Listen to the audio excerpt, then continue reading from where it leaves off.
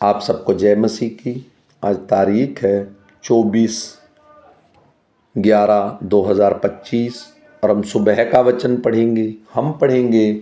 पहले पत्रस में से उसका एक अध्याय। पत्रस की ओर से जो यीशु मसीह का प्रेरित है उन परदेशियों के नाम जो पिंतियुस, गलातिया, कपुदिया,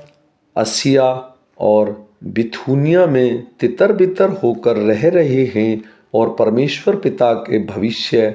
ज्ञान अनुसार आत्मा के पवित्र करने के द्वारा आज्ञा मानने और यीशु मसीह के लहू के छिड़के जाने के लिए चुने गए हैं। तुम अनुग्रह और शांति बहुतायत से मिलती रहे। हमारे प्रभु यीशु मसीह के परमेश्वर और पिता का धन्यवाद हो, जिसने यीशु मसीह के मारे हुओं को जी उठने के द्वारा अपनी बड़ी दया से हमें जीवित आशा के लिए नया जन्म दिया, अर्थात एक अविनाशी और निर्मल और अजर मीरास के लिए जो तुम्हारे लिए स्वर्ग में रखी है, जिनकी रक्षा परमेश्वर की सामर्थ्य से विश्वास के द्वारा उस उद्धार के लिए जो आने वाले समय में प्रकट होने वाली है की जाती है। इस कारण तुम मगन हो, यद्यपि अवश्य है कि अभी कुछ दिन के लिए नाना प्रकार की परीक्षाओं के कारण दुख में हो, और यह इसलिए है कि तुम्हारा परखा हुआ विश्वास जो आग से ताए हुए नाशवान सोने से कभी कहीं अधिक मूल्यवान है, यीशु मसीह के प्रकट होने पर प्रशंसा और महिमा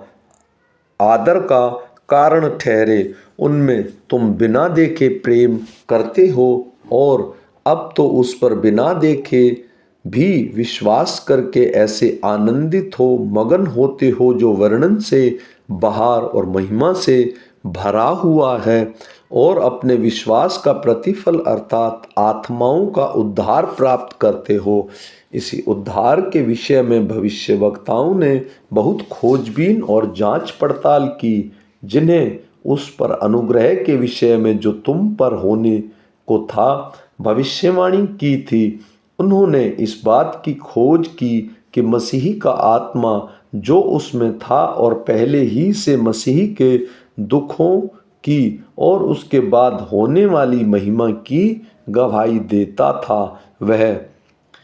कौन से और कैसे समय में और संकेत करता है, उन पर यह प्रकट किया गया कि वे अपनी नहीं वरन तुम्हारी सेवा के लिए ये बातें कहा करते थे, जिसका समाचार अब तुम्हें उनके द्वारा मिला, जिन्होंने पवित्र आत्मा के द्वारा जो स्वर्ग से भेजा गया तुम्हें समाचार सुनाया। और इन बातों को स्वर्गदूत भी ध्यान से देखने की लालसा रखते हैं। इस कारण अपनी अपनी बुद्धि की कमर बांधकर और सचेत रहकर उस अनुग्रह की पूरी आशा रखो जो यीशु मसीह में प्रकट होने के समय तुम्हें मिलने वाला है। आज्ञाकारी बालकों के समान अपनी अज्ञानता के समय की पुरानी अभिलाषाओं के सादृश्य न बनो, पर जैसे तुम्हारा बुलाने वाला पवित्र है, वैसे ही तुम भी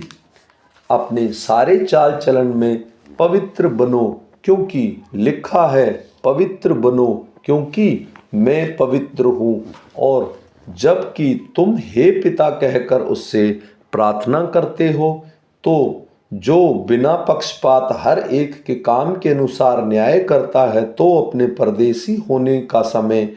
भय से बिताओगे, क्योंकि तुम जानते हो कि तुम्हारा निकम्मा चाल चलन जो बाप दादाओं से चला आता है, उससे तुम्हारा छुटकारा चांदी सोने अर्थात नाशवान वस्तुओं के द्वारा नहीं हुआ, पर निर्दोष और निष्कलंक मेमने अर्थात मसीह के बहुमूल्य लहू के द्वारा हुआ। उसका ज्ञान तो जगत की उत्पत्ति से पहले ही से जाना गया था, पर अब इस अंतिम युग में तुम्हारे लिए प्रकट हुआ, और उसके द्वारा तुम उस परमेश्वर पर विश्वास करते हो जिसने उसे मरे हुए में से जलाया और महिमा दी, कि तुम्हारा विश्वास और आशा परमेश्वर पर हो।